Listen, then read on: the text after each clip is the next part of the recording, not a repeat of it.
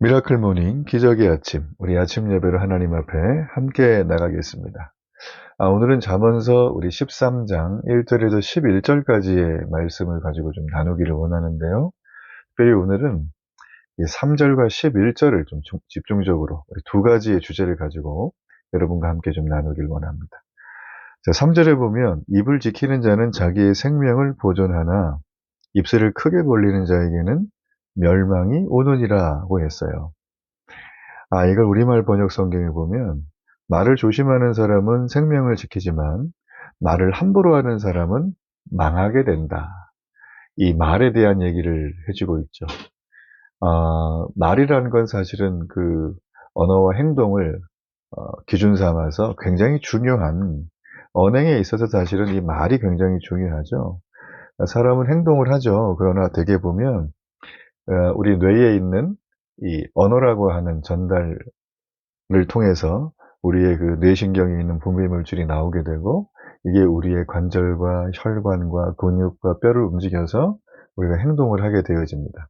그러니까 무의식 중에 뭔가를 행동한다는 거는 우리가 눈을 뜨고 의식이 멀쩡할 때는 거의 일어나지가 않죠.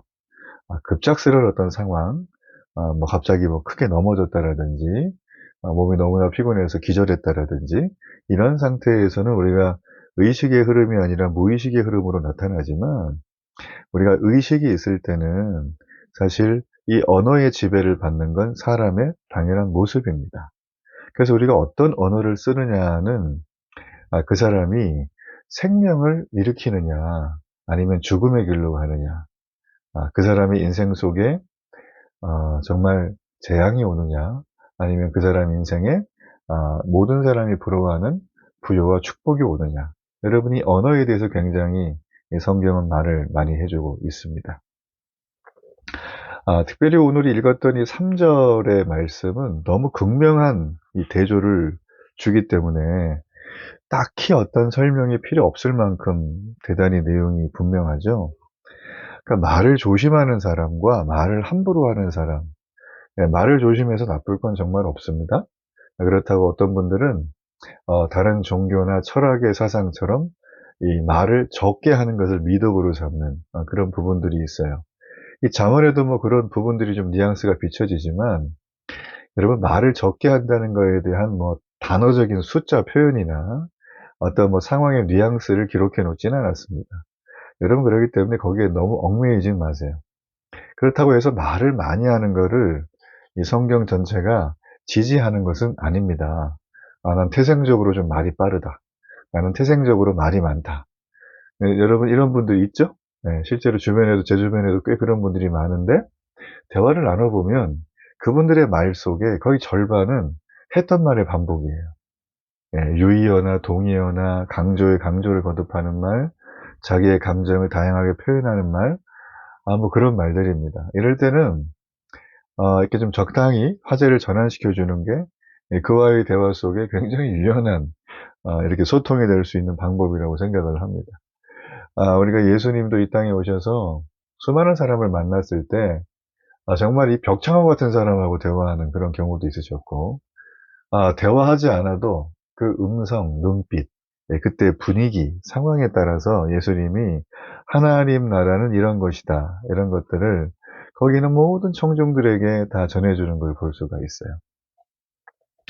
이렇게 말이라는 건 정말 중요하죠. 그래서 사실은 말에 실수를 하지 않기 위해서 말을 적게 한다라는 의미는 굉장히 지지하는 바지만 그렇다고 해서 말을 적게 하는 것이 신앙의 바로미터다. 저는 그렇게 보진 않습니다. 필요한 말을 하는 것도 겸손이고 용기라는 측면에 들어간다는 거죠. 특별히 우리가 읽었던 이 3절의 뉘앙스는 말을 하게 되면 내 속이 다른 사람한테 드러난다라고 하는 게 사실 핵심적인 마음이에요. 마태복음 12장 34절에 보면 이는 마음에 가득한 것을 입으로 말함이라. 예수님이 하신 말씀이에요. 사람의 마음속에 있는 거 있죠. 그 마음속에 있는 것을 사람은 입으로 말을 하게 되어져 있어요. 쓱 지나가는데 내가 그토록 기다리던 내 인생의 좀 운명적인 배우자가 될 여자를 딱 만났다. 그러면 여러분 어떻게 될까요? 다음에 보지 뭐 이러나요? 아니죠. 뒤를 돌아서서 달려가가지고 자기가 누구라고 인사도 하고 이상한 사람 아니라고 신원도 확인해주고 요즘은 좀 그래야 되겠죠. 자기 스토커 아니라고. 근데 이러저러해서 이렇게 됐다고 한번 마음을 표현하는 건 저는 남자라면 한 번씩 꼭 해야 된다고 생각을 합니다. 이거는 뭐 용기 있는 행동이죠. 용기 있는 자만이 미인을 얻는다. 그런 말이 좀 있어요. 네, 말이 너무 옆으로 많이 갔네요. 자, 아무튼 간에 마음에 가득한 것을 입으로 말함이라. 사람은요, 여러분, 멀티태스킹이 안 됩니다. 제가 최근에 어떤 조사를 보니까 이 멀티태스킹하게 업무를 처리하고 일상생활에서 삶을 하시는 분들이 치매에 걸릴 확률이 굉장히 높대요. 이게 뭐 어떤 정확한 데이터를 가지고 했는지는 제 기억이 잘 나지 않지만 하나에 하나 정도를 몰입하거나 최소 하나에 최대한 2개 정도 이렇게 하는 거는 저한테도 굉장히 유익하더라고요. 이 집중력, 이 몰입감, 그 안에 직관이 제가 생기게 되고 어떤 그 사물이나 상황에 대해서 이 꿰뚫어보는 통찰력들이 좀 생기는 것을 볼 때 굉장히 제 마음이 뿌듯하거든요. 그러다 보면 제가 이제 좀 더 분별이 되고 지혜로워지니까 상황들을 아주 통제하면서 통제란 말은 좀 그렇네요. 상황들을 제가 유연하게 만들어가면서 저 영혼을 살리는 방향으로 이렇게 가는 게 저는 굉장히 유익하다고 저는 생각을 합니다. 어쨌든 우리 마음에 이 가득한 것은 그냥 입으로 나오고요. 행동으로 나오고요. 이 입도 행동도 안 된 몸부림을 치는 거죠. 그러니까 우리 안에 있는 이 존재의 응어리라고 하는 것들 있죠. 그게 혀를 통해서 드리블이 되는 거예요. 그러니까 우리의 말은 그냥 나오는 건 하나도 없다. 그래서 우리 그 서울에 있는 한강의 다리에 보면 이 생애 마지막 극단적인 선택을 하려고 이 다리로 오는 분들이 좀 있어요. 그 포인트들이 있다고 합니다. 근데 그럴 때 거기 보면 한 줄씩 써 있대요. 다시 한번 생각해보자. 당신의 말을 내가 듣고 싶다. 당신의 생명은 너무 귀중하다. 전화번호는 이런 게 있다. 그리고 옆에 보면은 생명전화, 긴급전화 같은 게 있다고 합니다. 그래서 그 전화를 통해서 이제 이걸 받는 분들이 그런 위기 상황에 있는 분들을 건져내기는 훈련을 받으셨으니까 그분의 존재의 응어리가 뭔지를 잘 듣는다고 그래요. 여러분, 이처럼 이 말이라고 하는 건 사람을 살리기도 하고 죽이기도 하고 내 몸이 아무리 건강해도 말 하나에 연예인들은 악플 하나에 완전히 지옥을 살기도 하고 또 이렇게 굉장히 응원하고 격려하는 말에 그냥 하늘을 둥둥둥 떠다니죠. 여러분, 그러기 때문에 이 경제적인 효용으로 볼 때도 말은 돈이 들지 않습니다. 이와 하는 말, 그 영혼이 격려가 되고 지지가 되고 공감이 되고 그 영혼이 삶에 대한 소망을 가득 품을 수 있도록 해주는 말을 하는 건 여러분, 우리 인간이 존엄한 존재라면 마땅히 해야 될 굉장히 중요한 행동이다. 저는 그렇게 생각을 합니다. 근데 오늘 여기 보게 되어지면 크게 벌린다라는 말이 있어요. 입술을 크게 벌리는 자에게는 멸망이 온다. 이제 여기는 말을 함부로 하는 사람으로 되어 있는데 이게 사실은 이 히브리 원어로 보면 당시에 흔히 쓰던 성이 문란하다라는 어떤 의미를 가리키려 써요. 특별히 몸의 신체 구조 중에서 가려야 될 은밀한 부위를 문란하니까 막 드러내는 거예요. 충동적이고 무분별하게 막 드러낸다는 거죠. 그러면 이게 보는 사람도 그렇고 이걸 행하는 사람도 그렇고 서로 굉장히 난처한 상황이 벌어지게 되는 것입니다. 이걸 말로 대입을 해보자면 우리가 말을 충동적이고 무분별하게 은밀한 것들, 말하지 말아야 될 것들, 문란해 보이는 것들을 내 언어로 표현을 하게 되면 내 말을 듣는 상대방은 내 마음의 후미진 구석까지, 바닥의 쓰레기까지 전부 다 볼 수밖에 없다라는 거예요. 이 말이 가지고 있는 파급력은 굉장히 엄청나다라는 것입니다. 그렇기 때문에 미련한 말은 우리의 내면을 해치는 거죠. 네. 그리고 우리가 세상에 그대로 드러나기 때문에 우리가 삶을 살아가면서도 외적으로도 어떤 피해를 입을 수 있는 가능성이 매우 높다는 것입니다. 제가 예전에 참 특이한 분을 만났는데 이분은 이 사람과의 그러니까 관계 욕구가 굉장히 큰 분이에요. 인정 욕구도 굉장히 세고 그래서 관계 욕구가 크신 분들의 특징이 뭐냐면 말을 막 던져요. 하나라도 걸리려고. 또 하나는 뭐냐면 상대방이 좋아할 만한 말을 해요. 네, 상대방이 좋아할 만한 말을 계속 합니다. 그래서 급속도로 좀 자기가 이 상대에게 좀 이렇게 인식이 돼서 관계 방향에서 이게 대화가 좀 주고받으면 좋겠다. 이렇게 하죠. 여러분 그렇습니다. 뭐 대부분의 사람들이 그런 어떤 언어적인 일상의 패턴을 갖고 있는 건 굉장히 바람직하죠. 근데 그게 약간 병적인 분들이 있어요. 그러다 보면 말이 충동적이 돼요. 절제가 안 되는 말이 막 튀어나와요. 처음 만났는데 물어보지 말아야 될 것들을 아주 그냥 막 물어보고, 또 그 사람이 관심 분야를 하나 얘기하면 자기가 마치 이걸 다 해줄 것처럼, 지구를 구할 것처럼 계속 막 달려들면서 하는 분들이 있어요. 좋아요. 그렇게 난 다음에 시간이 약간 흐르고 나면 이제 그 사람은 거기에 대해 좀 시큰둥해지게 되고, 처음에 말했던 것들을 거의 지키질 않게 돼요. 그럼 관계는 이미 다 깨져 있는 거죠. 그 상황에서는 자꾸 또 피하는 말을 자꾸 하게 되어집니다. 많은 부분들이 그분을 통해서 이제 벌어지는 것들 제가 이렇게 느꼈을 때, 제 마음속에 이제 오는 생각은 '이 말이 영성이구나.'라는 생각을 하게 돼요. 이 말 자체는 정말 굉장히 중요하다는 것을 알게 됩니다. 나 혼자 있으면서 독백을 한다 그래도 그 독백이 벽을 쳐서 나한테로 돌아오는 거지, 여러분 그게 남한테 가지 않아요. 남한테 해악을 주는 말을 해도 그 말은 내게 온다는 것입니다. 그렇기 때문에 여러분, 거짓말하는 혀, 미련한 혀, 정말 다른 사람한테 대드는 혀, 이런 것들은 사람의 마음속에 원망, 부정직, 교만이 있다는 증거예요. 그러니까 평상시에 내가 순식간에 거짓말하고 미련하고 어리석은 말을 하고 늘 뭔가 하면 사람들한테 막 삿대질하고 대드는 혀들은 내가 그런 사람이라는 뜻입니다. 여러분, 그러기 때문에 남들이 내 마음을 내 말로 훤히 들여다보도록 해서는 안 됩니다. 그렇다고 속이라는 게 아니라, 여러분의 삶 속에 말을 꼭 해야 한다면 일상적인 말뿐만 아니라 '이 말이 문제를 만들 수 있을까?'라고 하는 한 번 정도의 호흡은 필요하다. 한 번만 생각을 하고, 그걸 좀 이렇게 본인이 훈련이 안 돼 있으면 훈련하는 게 좀 필요해요. 잠깐 멈추는 거죠. 1초 정도는. 잠깐 멈춘 다음에 얘기해도 절대 의사소통이나 원활한 관계 형성에 전혀 부작용이 없어요. 오히려 더 신중하기 때문에 도움이 될 수밖에 없다라는 거죠. 자, 3 절을 여러분 우리가 그렇게 좀 말씀을 살폈고요. 오늘 또 하나의 주제, 제가 이제 어제도 하나님의 경제학으로 좀 살폈는데, 사실 이게 잠언에 계속 등장합니다. 이 말, 그다음에 재물, 그죠? 여기에는 그 사람의 어떤 행동까지 연결이 되고, 이 모든 게 세트로 우리의 삶을 대하는 세계관까지 연결이 돼요. 그러니까 반복이 되더라도 여러분, 잠언이 그토록 반복하는 이유가 있기 때문에 오늘 본문의 말씀도 좀 잘 보면서 따라가면 너무나 좋겠습니다. 자, 우리 11절의 말씀을 잠깐 보시면, 망령되이 얻은 재물은 줄어가고 손으로 모은 것은 늘어간다, 이렇게 돼 있죠. 여러분, 이게 다른 번역에 보면 부정하게 얻은 돈은 점점 없어지지만 수고에 모은 것은 더 늘어난다, 이렇게 돼 있어요. 이 말이 좀 더 우리에게 탁 와닿죠.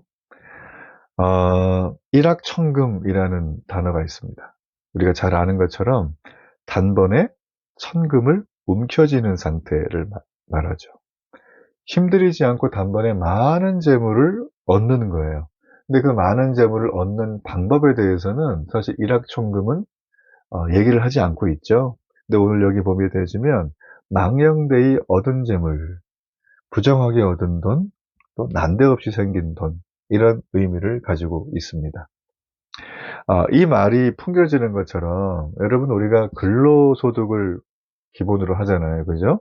물론 뭐 태어날 때부터 금수저, 저는 뭐 금수저없이 이런 말 되게 싫어하는데, 하여튼 돈이 많다라고 하는 건 그냥 돈이 많은 건데, 오늘날 사람들은 돈이 많다 그러면 그 사람을 굉장히 이렇게 신분도 높여봐 주고, 또 그 사람을 또 존경하기도 하고, 명예도 있고 뭐 이런 식으로 또 권력을 또 이렇게 서열화시키는 이런 수단으로 돈을 쓰기 때문에 수많은 사람들이 태어나면서부터 돈이 많으면 좋겠다, 물론 뭐 본인 인식도 못하지만 하여튼 간에 그런 어떤 재산에 대한 그릇된 약간의 좀 뜬구름 잡는 그런 생각을 좀 갖고 있습니다.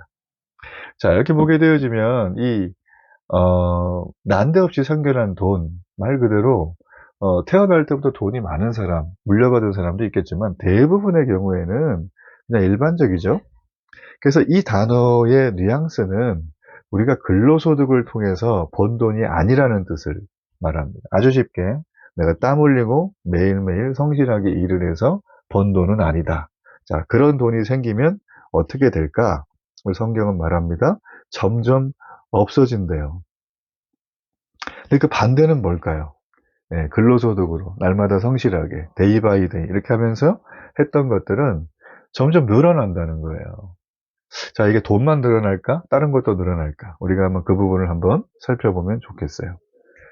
자, 우리 망령때에 얻은 이 재물에 대한 얘기를 조금 더 해볼 텐데, 우리가 재물을 서서히 모은 게 아니라 갑작스럽게 뭔가 좀 부유해지게 되면, 돈이 많아지게 되면, 사실 어떤 일들이 벌어지는가? 대표적으로 우리가 복권 얘기를 할 수가 있죠. 제가 저번에도 한번 얘기를 했지만, 복권에 1등에 당첨되신 분들, 예, 1등에 당첨되신 분들은, 당첨됐을 때는 뭐, 그냥 하늘을 나는 것처럼 좋겠지만, 이거를 관리할 능력이 안 되면, 이게 사실은 그에겐 독이 됩니다. 예, 아주 독이 돼요. 복권에 당첨된 대부분의 사람들은 처음에는 이 귀중품을 먼저 사죠. 그 차를 바꾸죠. 집을 바꾸죠. 아내를 바꾸죠. 남편을 바꿔요. 그러니까 그게 거의 순서예요, 순서. 그리고 약물에 빠지거나, 뭐 이렇게 되는 거죠. 도박에 빠지거나. 근데 이제 그렇게 빠지지 않고, 여전히 자기가 하던 직업을 유지해 가면서 그 돈을 가지고 어떤 분들은 이제 국제 기호기금에 기부를 한다거나 아니면 자기 이름으로 재단을 만들어서 장학재단을 만든다거나 굉장히 이렇게 뜻있게 쓰는 분들도 더러 있더라고요. 통계를 보면. 근데 대부분의 많은 경우에 일확천금으로 받은 이 복권은 단시간에 갑자기 부자가 된 사람들은 대부분 보면 돈을 관리하는 능력이 부족한 분들이 많은 거예요. 그분들의 삶을 나무라는 게 아니라 여러분 돈이라는 건 하나의 종이 쪼가리가 아니라 권력이고 힘입니다. 그러니까 그냥 내비두면 돈을 그 많은 것들이 그 사람을 막 끌고 어디로 가요. 금방 말했던 것처럼 막 그런 걸로 막 끌고 갑니다. 근데 평상시에 정말 이 돈에 대한 어떤 그 관리하는 성품이나 습관들이 잘 길러지는 삶을 살아오셨다면 전 뭐 단기간에 돈이 난데없이 생긴다 그래도 아마 그걸 가지고 오히려 더 하나님의 영광과 기쁨에 쓰지 않을까 저는 그런 생각을 하게 됩니다. 그래서 오늘 성경에는 다 삼켜버린다 이런 말을 하죠. 말 그대로 뭐 이렇게 전혀 돈은 벌어본 적이 없는데 막대한 돈을 상속받은 분들을 보면 다 그런 건 아니지만 절제함이라든지 만족을 미루는 미덕이라든지 지혜로운 관리에 대한 습관 뭐 이런 것들을 익힐 겨를이 없이 모았기 때문에 이 성경에 보면 이 아버지의 재산을 상속을 미리 받아가지고 외국에 나가서 그냥 음란하고 허랑방탕하게 다 쓰고 거짓거리 돼서 돌아오는 것처럼 전부 다 낭비해 버리는 거죠. 뿐만 아니라 나이가 굉장히 젊은데도 불구하고 요즘에 소위 말하면 뜨는 그런 사람들 있지 않습니까? 요즘 뭐 유튜버도 계시고 뭐 크리에이터라 그러죠. 그리고 뿐만 연예인들, 뭐 운동선수들, 뭐 우리가 알만한 어떤 뭐 굉장히 그 좋은 어떤 그 기술을 갖고 있는 분들, 뭐 프로게이머도 마찬가지고요. 그런 분들이 큰 돈을 벌게 되면 아마 다 삼켜버리는 상황으로 가지 않을까 하는 생각을 많이 하게 됩니다. 그분들의 삶을 제가 잘 알지 못하지만 돈은 힘이에요. 여러분 명심하셔야 돼요. 돈은 가치 중립적인 게 아닙니다. 특별히 21세기 자본주의의 미덕은 돈이 힘이라는 걸 인정하고 그 돈을 향해서 이게 삶의 수단이 돼야 되는데 목적지화 된다는데 가장 큰 문제가 있다는 거죠. 그렇기 때문에 잠언에서는 말합니다. 재물을 모으되 천천히 모아라. 왜 그렇게 말을 할까요? 네. 큰 재산의 규모에 맞는 성품과 그 사람의 관리 능력이 함께 자랄 수 있도록 천천히 모으라고 잠언은 말해주고 있는 것입니다. 마가복음 10장 27절에 보면 하나님으로서는 다 하실 수 있다 이런 말이 있어요. 여러분 사실 이거는 하나님이니까 다 하실 수 있죠. 근데 여러분 사실 이 재물에 대한 부분은 단번에 횡재를 하게 되면 많은 조언과 또 이 뼈를 깎는 어떤 그 인내와 절제 그리고 갑자기 우리가 뭔가를 받았을 때 오는 어떤 교만함 뭐 이런 것들이 막 들어오거든요. 이때 예수님의 도움을 받지 않으면 그리고 주변에 수많은 충고와 권면을 듣지 않으면 그 돈 때문에 정말 내가 길을 잃게 된다고 성경은 말해요. 그러나 우리에게 희망은 있어요. 말씀드린 것처럼 하나님의 이 모든 걸 내어 맡기고 하나님의 개입을 기다리면 우리에게는 내가 만일에 횡재를 하더라도, 내가 만약에 큰 재산을 관리 능력이 안 되는데 모으더라도 하나님은 그걸 통하여 우리의 삶 속에 위험이 아니라 오히려 복으로 이끌어 가실 수가 있다. 오늘 그런 말씀들을 우리에게 이렇게 나누고 있습니다. 그래서 여러분 오늘 이 두 가지의 주제, 이 말에 대한 내용은 계속 나오겠죠. 나올 거고, 우리가 또 이 재물에 대한, 특별히 망령때에 얻은 재물에 대한 부분을 나눴는데, 여러분이 오늘 일상을 살아가시면서 이 두 가지는 우리가 늘 하는 거잖아요. 그죠? 내 마음가짐과 태도가 오늘 말씀에 비추어서 어떨까? 예. 만일에 이 망령때에 얻은 재물 같은 게 오늘 현실로 나타난다면 나는 이거를 컨트롤할 수 있는 능력이 안 된다고 인정하고 내 주변에 도움을 요청하고 하나님 말씀에 귀를 기울일 믿음의 겸손이 내게 있는가. 우리 그런 부분들을 한번 생각해 보시고 이 하루 가운데 살아가는 축복과 은혜가 있기를 바랍니다. 우리 결단의 기도를 하나님 앞에 드리겠습니다. 사랑하는 아버지 하나님, 오늘도 내 마음에 각종 악한 충동으로 입을 크게 벌리고 함부로 내 속내를 드러내는 연약한 모습이 너무나 많았습니다. 마음의 이기심과 교만과 불안이 너무나 많아서 이걸 감추려고 하기도 하고, 또 여전히 제 입술의 열매를 내가 먹는 줄 알면서도 이거를 제대로 제어하지 못했던 연약함을 주님 앞에 내어놓습니다. 하나님으로는 다 하실 수 있다고 하셨사오니 그런 은혜가 오늘 이 하루의 삶 속에 넘쳐나게 하여 주옵시고, 특별히 우리가 성공을 지향하고 성공을 미덕으로 삼는 사회이지만 망령때에 얻은 재물이 내게 와서 그 재물에 끌려다니지 않도록 내게 하나님 절제력을 주시고 만족을 미루는 미덕을 더하여 주시며 지혜로운 마음을 부어주셔서 이 모든 걸 가지고 남용하지 않고 권력의 정점에서 자만하지 않고 오히려 여기에 맞는 합당한 도덕성과 책임감을 가지고 우리 주님 앞에 섬기듯 세상을 향하여 영혼을 살리는 일에 쓰임받게 해 주옵소서. 예수님의 이름으로 기도합니다. 아멘.